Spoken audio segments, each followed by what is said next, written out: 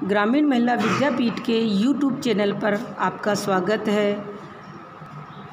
कल हमने गुप्त साम्राज्य के बारे में श्रीगुप्त, घटोत्कच, चंद्रगुप्त प्रथम, समुद्रगुप्त के बारे में पढ़ा। आज हम चंद्रगुप्त द्वितीय यानी विक्रमादित्य के बारे में पढ़ेंगे। तो चंद्रगुप्त विक्रमादित्य के नाम से जो प्रसिद्ध हुआ उसका कार्यकाल है 375 से 414 ईस्वी तक। तो चंद्रगुप्त द्वितीय समुद्रगुप्त का पुत्र था।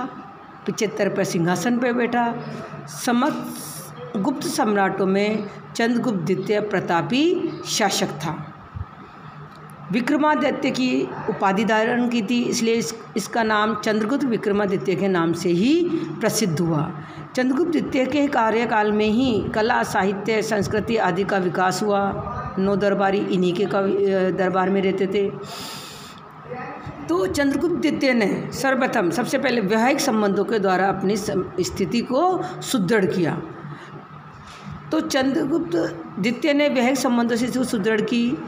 सबसे पहले चंद्रगुप्त सेकंड ने नागवंश की कन्या कुबेर नागा से विवाह किया।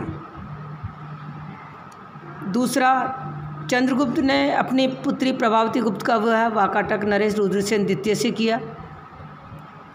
रुद्रसेन की मृत्यु के उपरांत वाटक राज्य को अपने राज्य में मिलाकर उज्जैन को दूसरी राजधानी बनाया।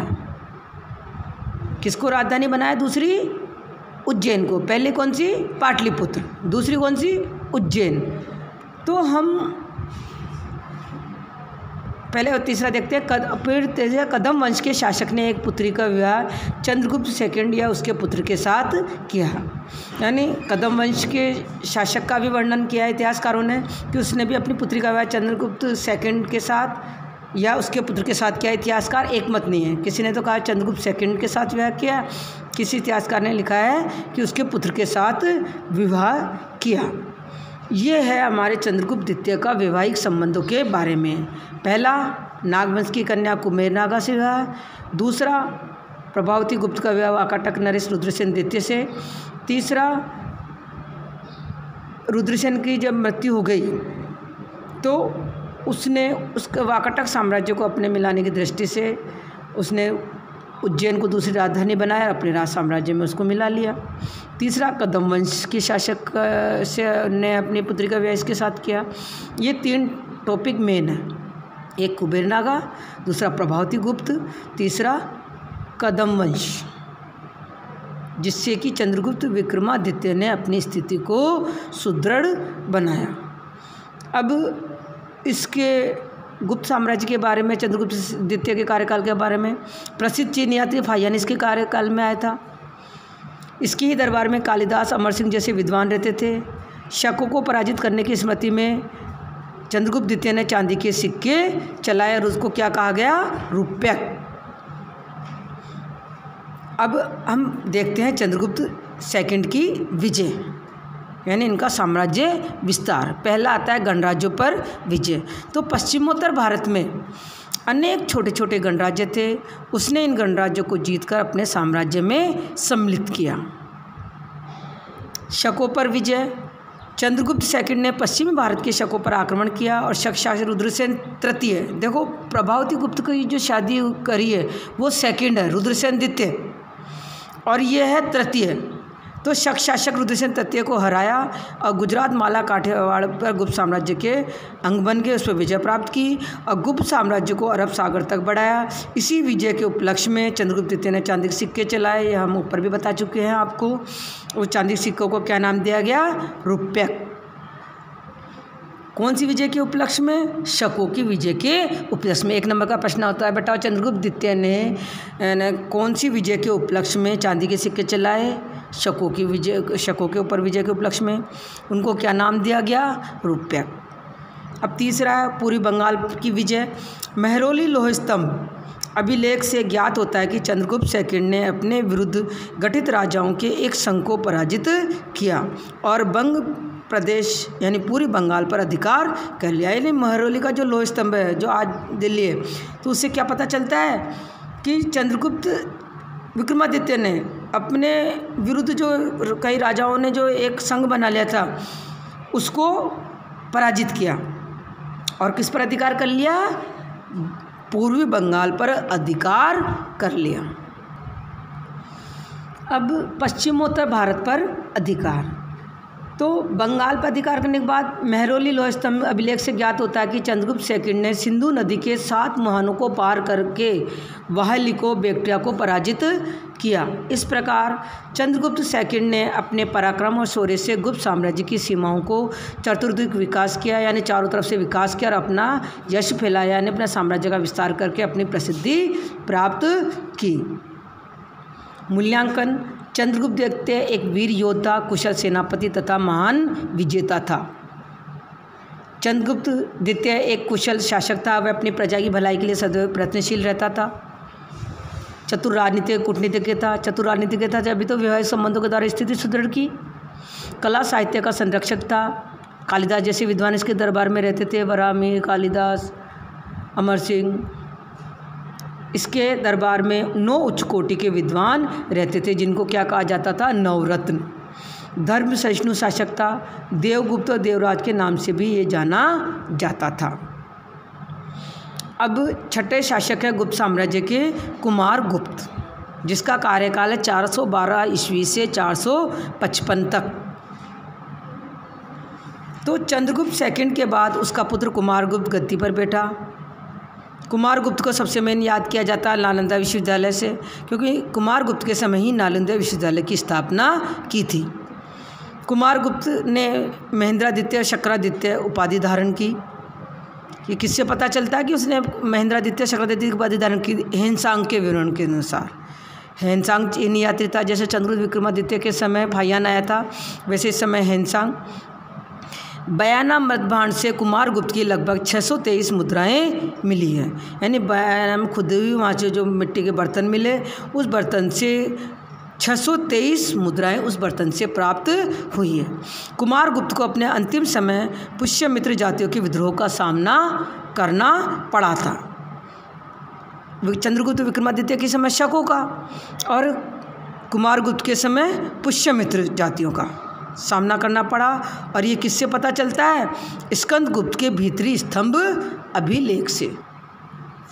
अब कुमार गुप्त ने किसकी स्थापना की? नालंदा विश्वविद्यालय की। अब नालंदा विश्वविद्यालय जहाँ पर देश विदेश के बच्चे पढ़ने आते थे।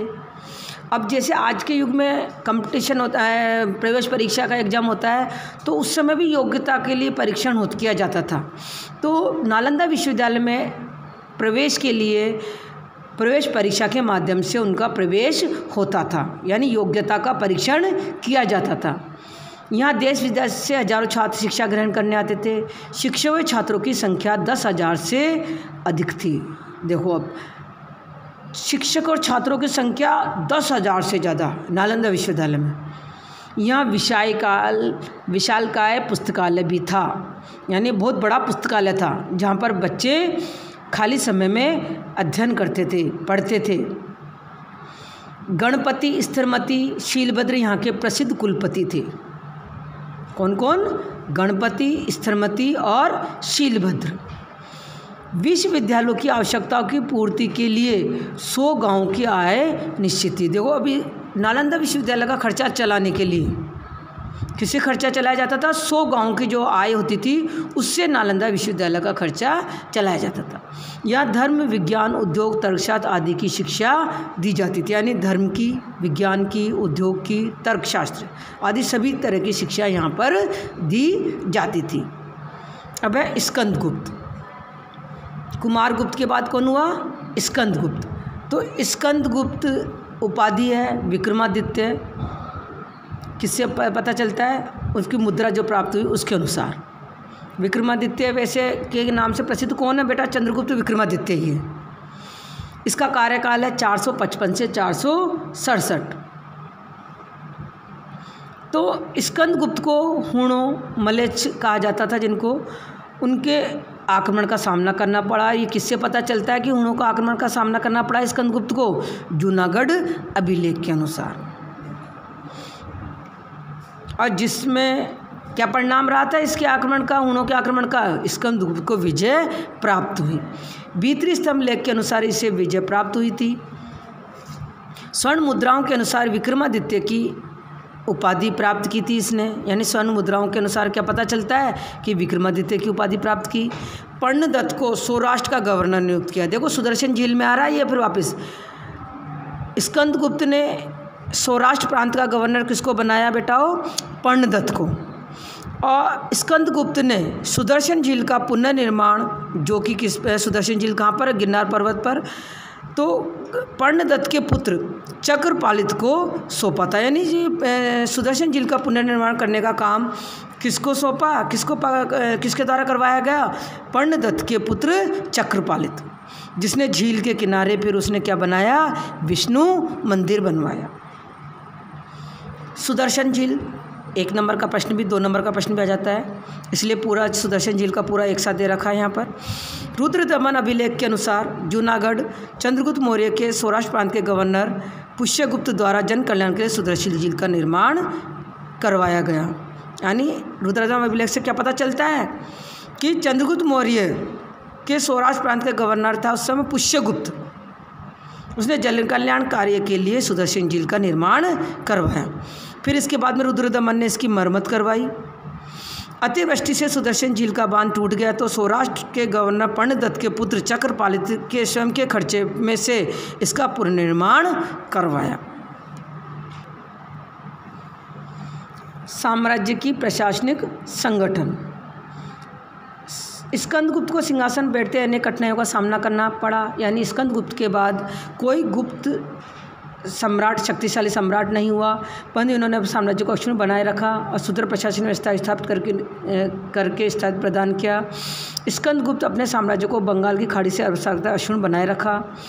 स्कंदगुप्त की सफलताओं का आधार प्रशासनिक व्यवस्था, यानी स्कंदगुप्त एक सफल शासक रहा। तो सफल शासक रहने का कारण क्या था? उसकी अच्छी प्रशासनिक व्यवस्था।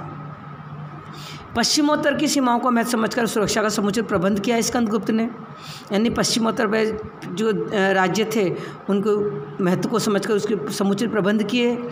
साम्राज्य को प्रांतों में विभक्त कर योग्य प्रांतपतियों की नियुक्ति की, जैसे कि हमने सुदर्शन झील के उस पर देखा कि पर्णदत्त को उसका गवर्नर बनवाया। और स्कंदगुप्त के बाद भी कई शासक हुए, भानुगुप्त वगैरह। तो अंतिम जो शासक हुआ है वो है विष्णुगुप्त। जब मौर्य साम्राज्य का जैसे वृद्धत्व हुआ वैसे गुप्त सम्राट का अंतिम सम्राट है विष्णुगुप्त। मुगल शासक का बहादुर शाह जफर। तो गुप्त काल का अंतिम शासक कौन है? विष्णुगुप्त। शक्तिशाली अंतिम शासक स्कंदगुप्त। संस्थापक श्रीगुप्त। वास्तविक संस्थापक चंद्रगुप्त प्रथम को माना जाता है। प्रतापी शासक समुद्रगुप्त, चंद्रगुप्त, स्कंदगुप्त। अब स्कंदगुप्त का मूल्यांकन। तो स्कंदगुप्त प्रजापालक, उदार, धर्म सहिष्णु शासक था। स्कंदगुप्त वीर योद्धा, कुशल सेनापति था और स्कंदगुप्त के समय गुप्त साम्राज्य चरमोत्कर्ष पर था। पूर्ण उसने रक्षा करी और इसके बाद गुप्त साम्राज्य की स्थिति बिगड़ती चली गई, कोई ऐसा प्रतापी शासक नहीं हुआ। अब हमने 7 सम्राट हैं, श्रीगुप्त, घटोत्कच, चंद्रगुप्त प्रथम, समुद्रगुप्त, चंद्रगुप्त द्वितीय, कुमारगुप्त, स्कंदगुप्त, इसके बारे में अध्ययन किया। अब हम इसकी कला, साहित्य, सांस्कृतिक उपलब्धियों के बारे में अगली वीडियो में अध्ययन करेंगे।